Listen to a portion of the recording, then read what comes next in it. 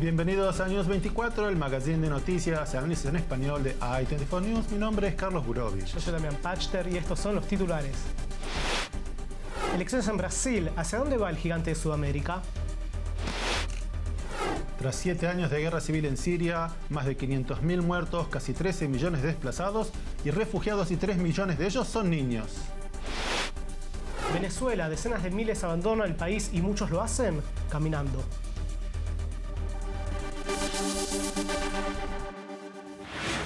Y ahora vamos con nuestra editorial. Del 6 al 23 de octubre de 1973 tuvo lugar la guerra de Yom Kippur. Los ejércitos de Egipto y Siria atacaron Israel y sus diarios informaban: Al-Ahram de Egipto, Tel Aviv, segundo día de guerra, una vergüenza enorme para Israel. Otra portada de Al-Ahram, un gran día para las fuerzas militares egipcias. Al-Bahth de Siria, hoy es el día de la batalla por el honor.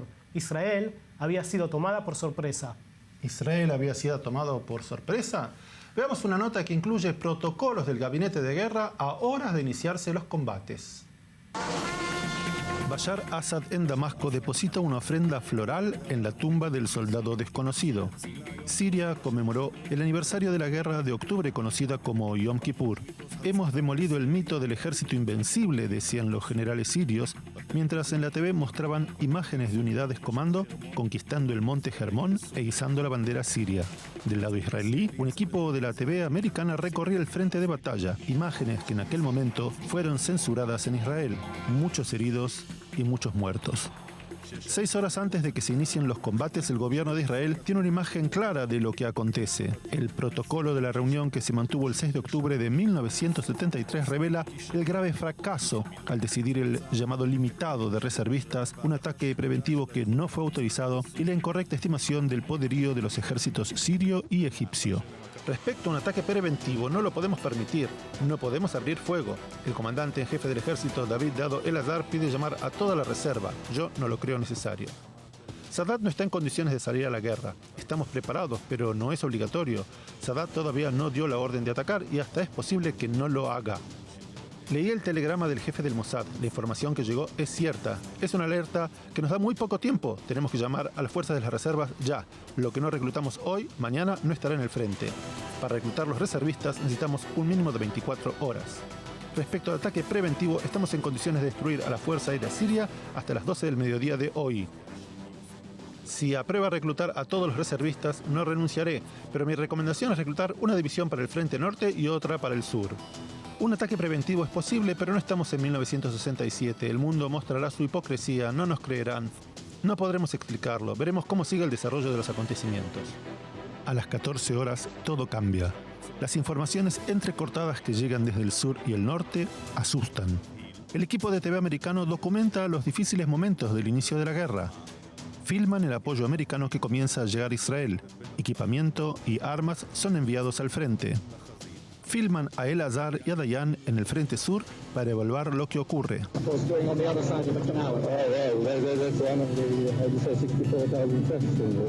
We are creating the necessary conditions to open our major offensive.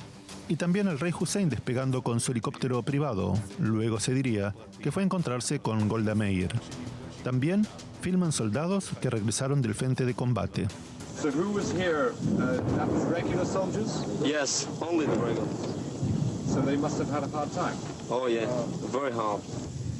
Did you have many casualties? Well, with such things we don't we're not allowed to talk about them. They think that this is a victory for them, and when the Arabs think that they have won or they have a big victory, this encourages them. And the next thing you'll know is that in a year or two, we'll have another war.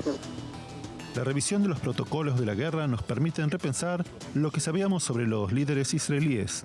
Un ministro de defensa, Dayan, a punto de desplomarse. La primer ministro Golda Meir indecisa. Y un comandante en jefe, El-Azhar, sobre el que se cargaron todas las culpas, quizás demasiadas e inmerecidas. En el próximo bloque analizaremos los resultados de las elecciones en Brasil.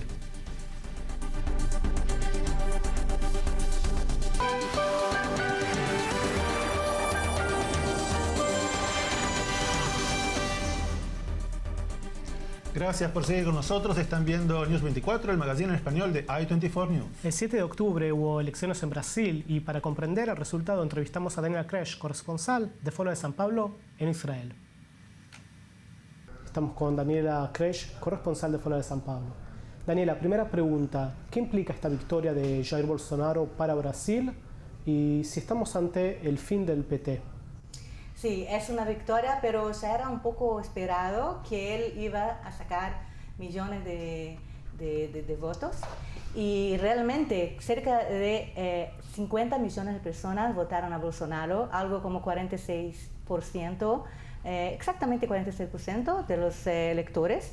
Y eso implica que en las próximas semanas, las 3 semanas hasta la segunda vuelta, la situación va a estar muy nerviosa en Brasil, porque el segundo lugar, que es el Fernando Haddad del Partido de los Trabajadores, es exactamente el contrario de él. Entonces estamos hablando en realmente una división en Brasil entre la extrema derecha, que es Jair Bolsonaro, y la extrema izquierda, que es el Partido de los Trabajadores, con Fernando Haddad.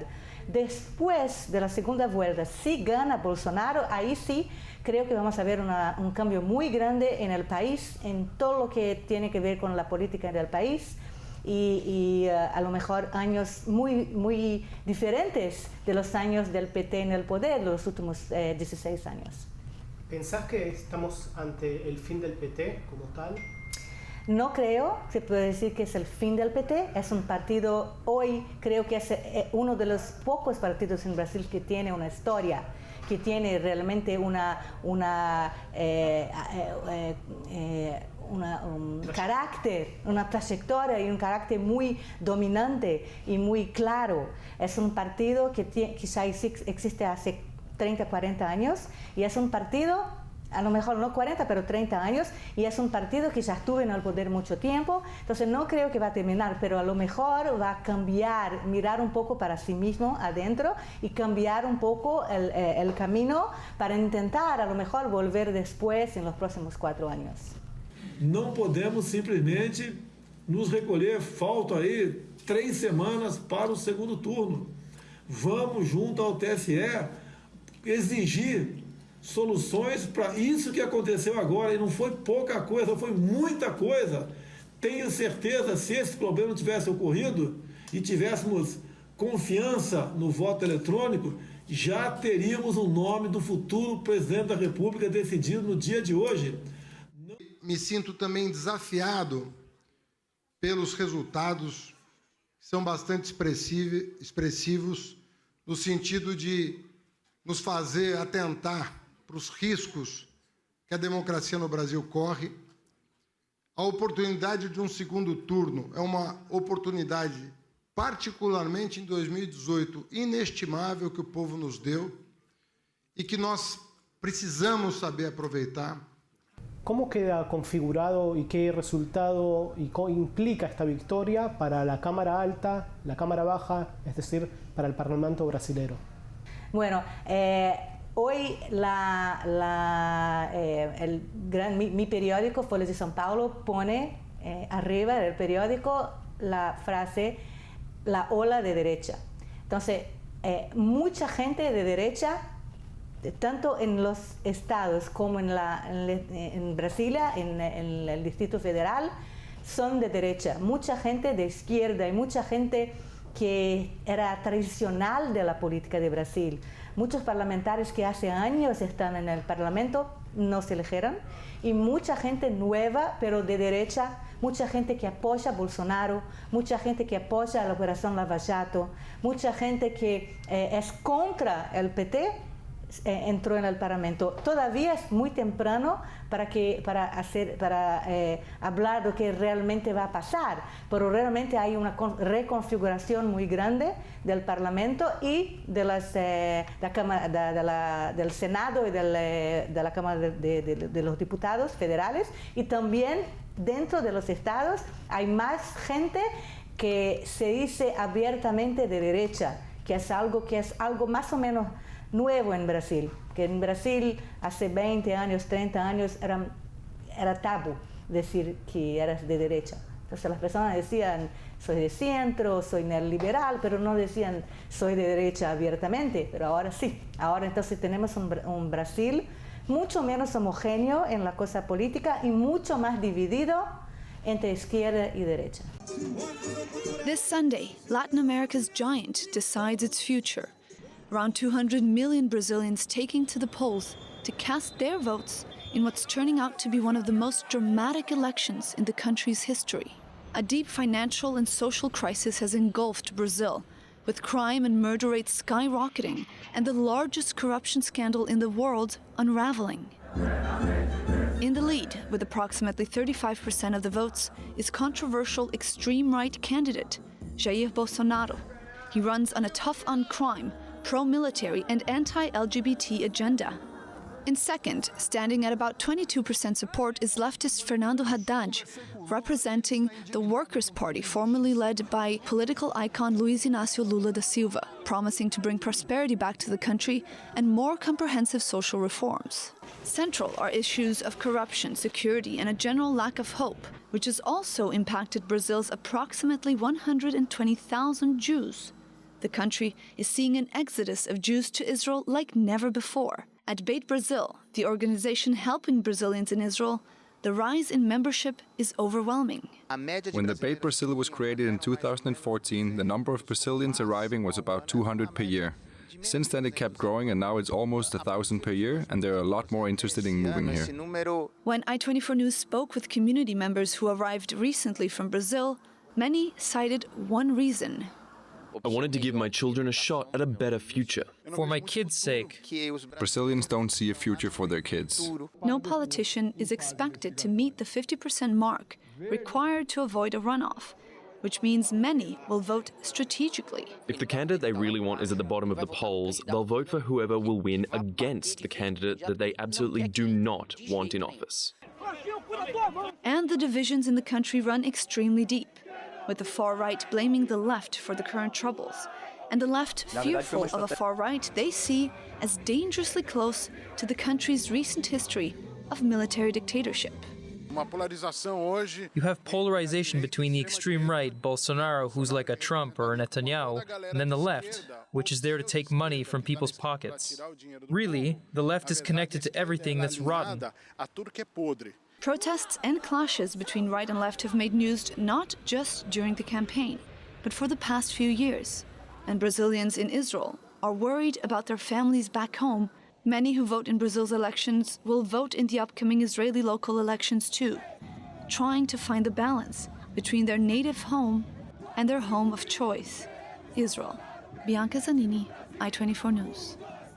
There are many detractors. Many people accuse you of being homophobic, a racist, a sexist. What do you say to that? Eles não têm do que me acusar. They have nothing to accuse me of. They latch on to labels, the labels that Trump received during his campaign. I had already received this type of accusation 3 years before him, and the Brazilian media, a great part of which is leftist, plays a lot of this up, and I am really a threat to the current way of doing politics in Brazil. As a newcomer, I am a target. Because of this, my popularity has been growing, without the use of populism or demagoguery, and without fleeing from the big debates surrounding the national topics. You do still have a reputation of being homophobic based on your opposition to same-sex marriages. Is this a position that you still stand by, or have you changed your policies on that? Same-sex civil union already exists in Brazil. Under your presidency, what would be your vision for Brazilian-Israeli relations? It will certainly be the first country I visit as a Christian. It will be Israel. Last year I went to Israel for 8 days. I felt that it was another country with which we could develop closer ties. And I went to see what agriculture is like in a desert. How could a place with precipitation levels that are lower than in our northeastern regions have enough food for itself and be able to export some of its food to Europe? And the northeast of Brazil is basically starving. So, developing closer ties with a country like Israel, in this great effort, we should team up. ¿Y cómo pensás que esto podía implicar en las relaciones entre Israel y Brasil? Bueno, Bolsonaro vino a Israel en 2015 y él vino, ya era un precandidato, ya era alguien que pensaban que a lo mejor fuera candidato a las elecciones presidenciales, pero estaba muy lejos todavía y las personas se reían de su candidatura, decían no es posible que ese tipo, que es un tipo polémico, que dice cosas polémicas en el Parlamento, no es posible. Y entonces en esa conjuntura, en ese contexto vino a Israel en 2015, más o menos se hablaba del impeachment de Dilma Rousseff, de la presidenta de antes, y él era muy en favor del impeachment. Y él me dijo cuando estuvo acá que si ganara para ser presidente, el primer lugar que iba a viajar sería Israel. Entonces, él tiene mucho apoyo de los religiosos evangélicos de Brasil, mucho apoyo del sector religioso más conservador de Brasil. Entonces, para él, decir que viene a Israel la primera cosa después de ganar las elecciones, lo que continúa a decir en los últimos 3 años, que el primer lugar que viene es Israel y que también después que los Estados Unidos cambiaron la embajada americana de Tel Aviv para Jerusalén, él también ese año dijo que Brasil también va a cambiar la embajada de Tel Aviv para Jerusalén. Entonces, Israel es algo importante para él. Siempre dijo en los últimos años que es en favor de Israel, que va a apoyar a Israel y que si gana va a dar todo su apoyo a Israel. Entonces, ya en 2015, cuando hablé con él, eso ya era parte de su campaña electoral. Hay un economista que forma parte del equipo de Jair Bolsonaro. ¿Podrías comentarnos quién es esta persona y cuál es su perfil ideológico? Bueno, Paulo Guedes es un economista muy conocido.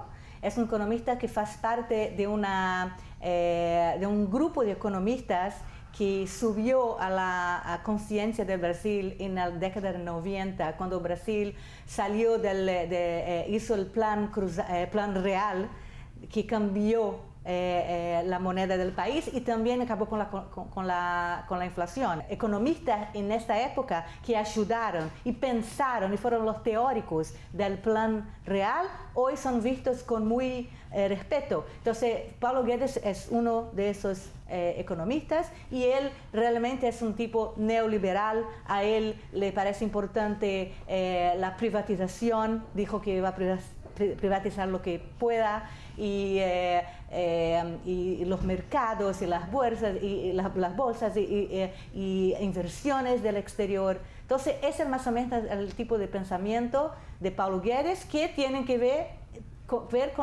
con el pensamiento político de Bolsonaro.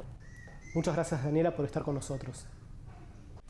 En el próximo bloque, la guerra civil en Siria lleva 7 años con un saldo de más de 500.000 muertos, 13 millones de refugiados y desplazados, de los cuales 3 millones son niños.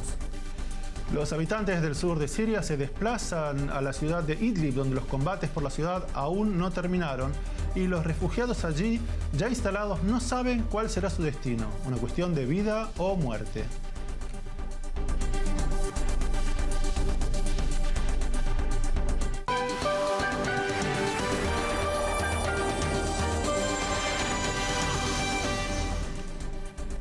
Gracias por ser con nosotros. Están viendo News 24 en español. Un minuto de silencio por más de 500.000 víctimas de la guerra civil en Siria, que ya lleva 7 años. No solo el campo de batalla se enfrentan las potencias, sino también el Consejo de Seguridad. Hablan y hablan, pero lo que cuenta es lo que pasa en el terreno. Y en el terreno hay al menos 13 millones de refugiados, 13 millones de ellos son niños. Efrat Lechter, del Noticiero 2 de Israel, estuvo en el terreno y se encontró con refugiados y desplazados y estuvo en un orfanato para escuchar cuál es la dura realidad de los sobrevivientes que están en esa guerra.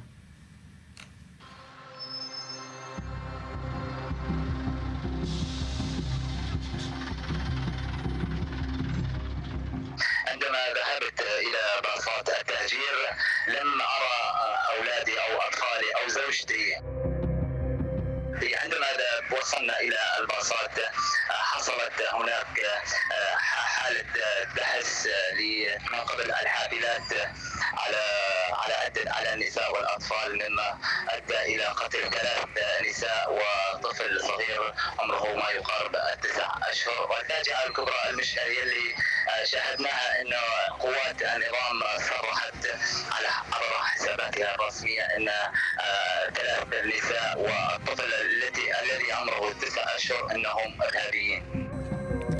La huida masiva de refugiados se produce al lado nuestro, al otro lado de la frontera. Los refugiados que se apretujaban contra nuestras puertas pidiendo refugio del cruel régimen de Assad, ahora se escapan en el sentido contrario. Después de 7 años de combates y más de 500.000 de muertos, el sur de Siria, que estaba en manos de organizaciones rebeldes y de Jabhat al-Nusra, fue reconquistado por Assad. Los que sobrevivieron a los ataques se les dio 2 opciones: pasarse al otro lado y declarar lealtad a Assad y cortar todo contacto con elementos foráneos, o sea, con todo el mundo, o huir hacia el lejano norte a la última región que todavía es controlada por los rebeldes, la ciudad de Idlib.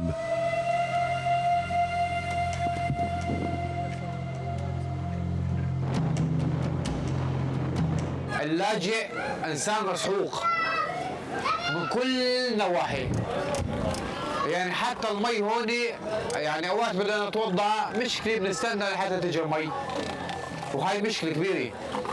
في عندنا هون جرحى وانا واحد منهم. والله يا اخي الكريم عايشين الحمد لله رب العالمين في وجبتين عنا، وجبه افطار ووجبه غداء. هلا تغدينا من شوي. وجبه الافطار فطرنا خبز ساده ما معه شيء. الغداء اللهم صل على النبي محمد اكلنا كبسه مع دجاج ولبن. Así se ve la nueva vida de Farhud en el campamento de refugiados de Idlib. Hasta hace poco vivía en su pueblo, El Hilla, con su familia a 20 kilómetros de la frontera con Israel. Una noche, un avión ruso tiró una bomba que pegó directamente en su casa mientras todos dormían. Su mujer y sus 2 hijos, el mayor de 3 años y el menor de 1 año, murieron en el acto. طيب يا اخي انت يا خنزير اضرب المجاهد، اضربني انا زلمه طالع مشان موت، ليش عم تضرب طفل وعم تضرب مرة؟ اخي المستقبل لنا مجهول وعايشين احنا في ظلام دامس، ما عارفين بكره شو بده يصير معنا.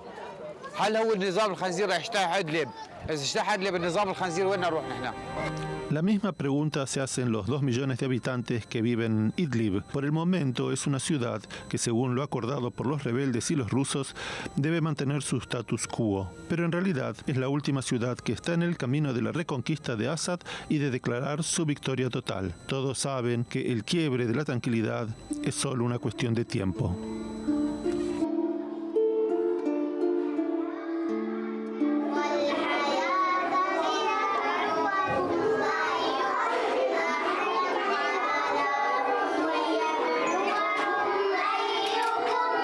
قاعدين بالبيت اجت الطيارة ضربت علينا، اجت ماما توفت هي والبابا وماتت اختي وجوز اختي، وطلعنا بالباصات الخضر جينا لهون دار الايتام وقعدنا هون مكيفين وكويسين. Rana llegó al orfanato de Idlib, a donde llegan los niños que tienen suerte, si es que la palabra suerte puede ser aún utilizada para Siria. أبويا كان مزارع راح يسقى الأرض، قام الجيش مسكوه وحرقوه، وهلق أنا هون بالميتم وبالمخيمات. 14 millones de personas se volvieron refugiados en esta terrible guerra. 3 millones de ellos son niños. Para ellos, el último año de combates fue el más trágico. 910 niños murieron en 2017. Muchos chicos más fueron heridos o quedaron huérfanos, solos y a su suerte en el mundo.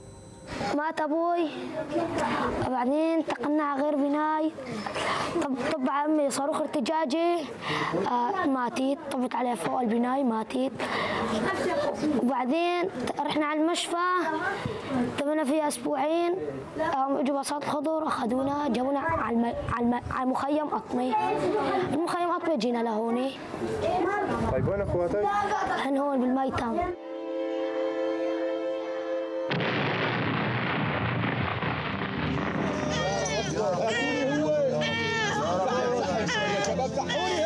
Muhammad tenía 2 semanas cuando quedó enterrado en los escombros de su casa en Alepo. Estuvo bajo tierra 16 horas hasta que los miembros de los cascos blancos que estaban en el lugar escucharon su llanto. Acerca de los cascos blancos, los israelíes escucharon por primera vez cuando en un operativo sin precedentes, 800 miembros de esta organización humanitaria fueron rescatadas por las FDI y llevados desde el sur de Siria a territorio israelí y luego a países que les dieron asilo. Los miembros de los cascos blancos o de la Organización para la Defensa Civil Siria se definen como neutrales. Durante todos los años de combate actuaron para rescatar heridos y atenderlos, salvando a miles de personas gracias a la capacitación que recibieron en Turquía y el financiamiento de Occidente, en particular de Inglaterra. Debido al apoyo que recibieron desde el exterior, Assad declaró como traidores a los voluntarios de los cascos blancos y por eso sus vidas corren peligro. Ahmed estaba camino a la frontera con Israel cuando comenzó el operativo de rescate de los cascos blancos, pero Ahmed y otros tantos de sus colegas no alcanzaron a llegar al punto de encuentro y quedaron rezagados. Este es el refugio en Idlib donde se encuentran ahora Ahmed y su familia. Está trabajando para conseguir dinero y poder llegar a Turquía. La suma que hay que pagar es de $3.000, una suma imposible en un país en el que la gente no tiene dinero ni para comida ni para medicinas. طبعا انا خرجت باتجاه شمال انا وزوجتي وابني عمره 2 يا ريت احنا هون بخطر وبنتامل الخروج كل يوم عم يمر عم يكون الخطر اكثر من اليوم اللي قبله. عندما بدأت المعارك في درعا نزح ما يقارب 300,000 نازح على الحدود مع إسرائيل. قدمت إسرائيل المساعدات لكن هذه المساعدات لم تكن كافية ل 300,000 نازح. A lo largo de los años, Israel brindó en secreto ayuda a los sirios, incluyendo traslado de equipos y tratamiento de heridos.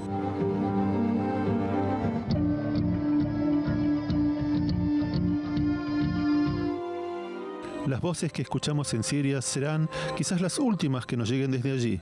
Las fronteras se van cerrando y el que queda encerrado se ve cada vez más solitario. Assad quiere sostener un régimen como el norcoreano, uno que no tiene Facebook y WhatsApp y mucho menos que mantiene conversaciones con periodistas de Israel. Quiere un país en el que no se puede iniciar una protesta por medio de las redes sociales, protesta que se vuelva una rebelión como la que se inició en 2011 y que terminó en una guerra civil y que transformó a la vecina de Israel en un infierno sobre la tierra.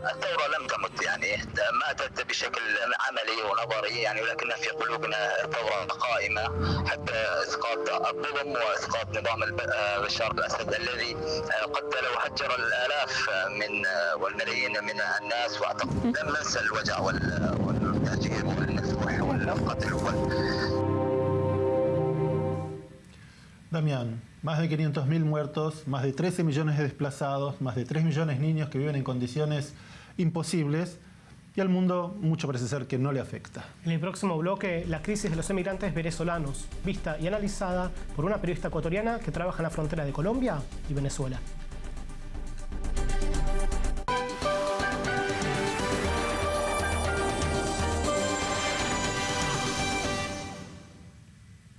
Seguimos con News 24 y ahora vamos a Venezuela. De la difícil situación de los refugiados y desplazados en Siria nos vamos a Sudamérica, donde también allí millones de venezolanos se desplazaron a países limítrofes debido a la crisis en su país, generando un problema para los estados vecinos. Lo hacen caminando. Carolina Loza León, una periodista independiente ecuatoriana que trabaja en la frontera de Colombia y Venezuela, visitó los estudios de I24 News y les pedimos que nos comente acerca de lo que ella ve en el terreno.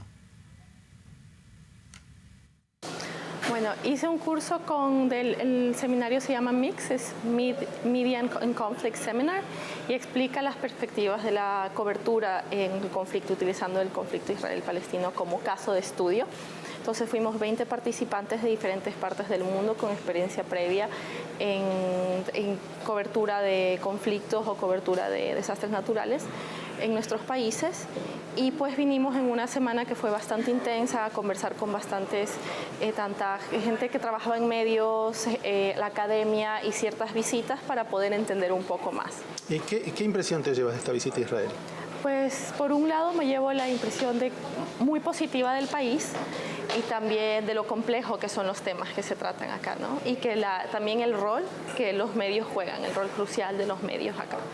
Entonces, pues ha sido bastante un análisis de cómo uno como periodista el impacto que uno tiene y cómo debe tratarlo con responsabilidad y estar constantemente informándose y escuchando las diferentes voces, ¿no? Me comentabas antes que trabajando para las Naciones Unidas te ocupaste también del tema del acuerdo de paz de las FARC en Colombia. ¿Y cómo se ve, luego de haber visto o tenido la experiencia israelí, aplicarla a ese conflicto en particular? ¿Cuál sería tu visión? Pues hay bastantes similitudes como en cualquier otro conflicto, son conflictos que se han dado desde mucho tiempo, pero que van más de 50 años. Sin embargo, en Latinoamérica tenemos un idioma en común, tenemos una cultura en común y no se trata tanto de identidades ni de territorios, sino de una reincorporación exitosa. Entonces, pues me voy con una visión muy optimista para seguir tratando estos temas y con una visión mucho más abierta de qué otros aspectos debo tener en cuenta en la cobertura, ¿no?, del conflicto. A Carolina le pregunté acerca de la situación de los desplazados venezolanos y qué hacer con esa masa migratoria. Oficiales de los países latinoamericanos están desorientados buscando soluciones y se reunieron en Quito, en Ecuador. Escuchemos lo que decía César Bustamante de Perú acerca de la realidad que enfrentan los estados. En que es muy difícil que los estados podamos afrontar el reto que significa esta migración masiva de ciudadanos o de nacionales venezolanos en la región para abordar los requerimientos en los servicios públicos que estamos obligados a brindarles como Estado. Es por ello que estamos invocando a que los estados cooperantes y los organismos internacionales puedan incrementar la ayuda en la cooperación técnica y financiera con objeto de que podamos no solamente asistir directamente a los nacionales venezolanos, sino también para fortalecer los servicios públicos que los estados brindamos a estos extranjeros en nuestros territorios. Pues por una parte, ese es un claro ejemplo de que no se trata solamente de la legislación y las fronteras abiertas, pero la aplicación de esto. Entonces, por un lado, necesitamos que los estados desarrollen los mecanismos para poder aceptar y brindar la atención, porque es gente que está en necesidad de protección internacional, eso ha quedado claro. Por otra parte, también demuestra como latinoamericanos una prueba de qué tan unidos podemos ser, porque muchas de estas personas, muchos de los migrantes que han llegado a los diferentes países, y en el caso ecuatoriano, han encontrado mucha resistencia de parte de la misma población ecuatoriana al momento de buscar un hogar, discriminación para buscar un trabajo, a pesar de ser gente muy preparada. Han encontrado mucho rechazo y ha sido un rechazo por la xenofobia que se ha dado. Entonces creo que eso es un gran reto que enfrentamos como sociedades. Pero siempre me han hablado de la hermandad latinoamericana, de la patria grande. ¿Dónde ha quedado todo eso? Eso es la misma pregunta que me suelo hacer en las coberturas. Vemos gente caminando con pocas maletas por la Panamericana, tratando de llegar, sin embargo cerramos puertas. Y estamos hablando, en el caso del Ecuador, de donde vengo yo, de un país que en los 70 migró, mucha de la gente migró hacia Venezuela. Entonces, muchos de estos casos son ecuatorianos, primera generación venezolanos, de padres ecuatorianos que crecieron y vivieron allá y ahora regresan y sin embargo encuentran mucha resistencia de sus compatriotas. Entonces es un teja esa hermandad latinoamericana de la que tanto nos gusta hablar, pero realmente extender la mano al otro y decir, extender la mano a nuestros hermanos venezolanos y realmente poder brindar la ayuda, porque es una situación crítica por la que están pasando. Bueno, por una parte, años atrás nosotros empezamos a notar, sobre todo en la cobertura que realizaba, que había muchos venezolanos que llegaban, pero era gente que tenía los medios para poder vender sus cosas en su país, llegar y tranquilamente o establecer un negocio o poder seguir. Ser una clase media que tenía la oportunidad y la posibilidad de salir de Venezuela. Exactamente. Actualmente, sin embargo, con la situación, con el recrudecimiento de la situación y el estado crítico que ha alcanzado, es gente que realmente está saliendo por necesidad, es gente que no encuentra ni siquiera comida o medicinas, de lo que tenemos de los testimonios que recogimos en frontera, y que vienen muchas veces caminando. Uno puede verlos por la avenida, por la Panamericana. Entonces, esta gran carretera que conecta la región, uno ve a los lados venezolanos caminando con sus pocas pertenencias. Eso demuestra el nivel de necesidad al que están y los pocos recursos que tienen, sin embargo, necesitan salir. Y pues demuestra que la situación en el país ya no es viable para que ellos se vean en esta necesidad. Nadie abandona el país en estas condiciones por opción. Esto demuestra claramente una necesidad y un problema muy, muy grande en Venezuela. ¿Cuál debería ser la posición de las organizaciones internacionales y de los Estados miembros de la OEA? Escuchemos a Luis Almagro, secretario general de la OEA, que estuvo en Cúcuta, Colombia, y luego el comentario de Carolina Loza León al respecto. Lo que hemos visto definitivamente es lo que el régimen no puede ocultar, lo que más denuncia el régimen, que es la realidad de los venezolanos. Y esta realidad de los venezolanos, que debe ser inocultable para el mundo, debe tener respuestas internacionales. Y esas respuestas internacionales tienen que tener la contundencia que implique el derrocamiento de la dictadura de Maduro. La receta clave está en el Estado, los estados y la cooperación, la voluntad que hay de parte de todos los estados involucrados, ¿no? Sin eso es muy difícil que a un nivel internacional el componente pueda funcionar. Entonces es un gran reto, sin embargo eso es lo que notamos, porque si no hay una voluntad de parte del Estado para ejercer los protocolos internacionales, para ejercer los compromisos adquiridos, no se puede avanzar, y esto afecta directamente en el día a día de las personas. Por lo que vemos mucha necesidad. O sea, uno ya puede ir a cualquier lugar y las personas que están realizando los trabajos de servicios o buscando un trabajo, a veces incluso vendiendo bolívares en la calle, son venezolanos. Entonces, uno no puede evitar, pero pensar eso podría haber sido yo.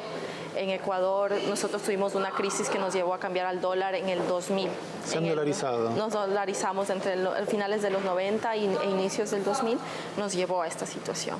Entonces, pues esto se ve, es muy fuerte porque uno ve el nivel humano, justamente. Pero lo que vos mencionás es una crisis financiera. Venezuela está pasando otro tipo de crisis, tanto política como social, que afecta a lo financiero. ¿Cómo ven ustedes, digamos, el gobierno de Maduro? ¿Qué es lo que los medios de Ecuador y de Colombia dicen? Es un tema bastante polarizado. Yo podría hablar en el caso de Ecuador, donde por la cercanía que ha habido del gobierno ecuatoriano, ha hecho que sea un tema bastante que divide aún. Hay gente que aún lo apoya, sin embargo la mayoría de la población tiene miedo y los ecuatorianos dicen nosotros no queremos llegar a ese caso. Es por lo general la narrativa que se da. No queremos llegar a hacer ese caso, no queremos estar en esa situación y tratan de rechazar cualquier medida que ellos vean a nivel estatal que pueda llevarlos a ese caso. Dame un ejemplo. Por ejemplo, el tema de mayores impuestos o mayores subsidios a la vez. Entonces, ese tipo de temas o subsidios en la gasolina, cualquier tema que haga un eco de lo que pasaba en Venezuela o cuando Venezuela estaba en su época, en su apogeo, cuando los precios de petróleo eran bastante altos, pues en ese caso la gente tiene un rechazo. Es una manera de un eco que le recuerde a la situación en Venezuela y la gente lo empieza a rechazar. Pero la pregunta que hay que hacer, Damián, es ¿qué hacen los países latinoamericanos? ¿Y qué es lo que deberían hacer? Eso pregunté. Debería haber mayor voluntad política, definitivamente debería haber mayor voluntad política desde Washington, desde presionar, porque bien que mal la OEA puede tener, hay mucha crítica hacia la organización como tal, sin embargo es la única organización panamericana que tenemos y la herramienta con la que tenemos. El tema es poder realmente usarla como una herramienta para poder llegar a un consenso y poder hacerlo. Sin embargo, intereses políticos siempre priman y es lo que también limita el debate, limita el consenso y una solución. Para terminar entonces, ¿cómo ves vos el futuro de la parte norte de la región sudamericana? ¿Qué va a pasar? Pues lo veo bastante, es una situación bastante crítica al momento. Sin embargo, siento que podríamos, como población en el norte de la región, ver las bondades que trae la misma migración venezolana y aceptarlo como un proceso, ¿no? Y poder trabajar desde ahí para ver en una generación, dos, los beneficios que esto trajo, ¿no?, a nuestra población. Como todos Latinoamérica, que está fundamentalmente habitada por ex inmigrantes que vinieron de Europa. En este caso serían de Venezuela. De Venezuela, y ver cómo esto nos va a tener una visión mucho más positiva, porque si simplemente esperamos a la voluntad política de nuestros estados o a decisiones, no va a reflejar realmente tanto lo que las personas necesitan, ni cómo poder enriquecernos como sociedad. Y creo que estamos en ese cruce, justamente, en ese momento determinante, y debemos hacer todo lo posible para seguir adelante. Muchas gracias. Gracias. También para los que crecimos en los años 70 en Argentina y la visión de Latinoamérica, de la patria grande, de la hermandad latinoamericana, ¿qué es lo que vemos hoy que está pasando en realidad? Y en realidad, con todos los fenómenos políticos que están ocurriendo, ese eje se está quebrando, especialmente desde la asunción de Mauricio Macri en Argentina y otros líderes que ganaron también las elecciones. O sea, los populismos desaparecen, pero lo único que queda vivo y coleando sigue siendo Venezuela con Maduro. Y Cuba.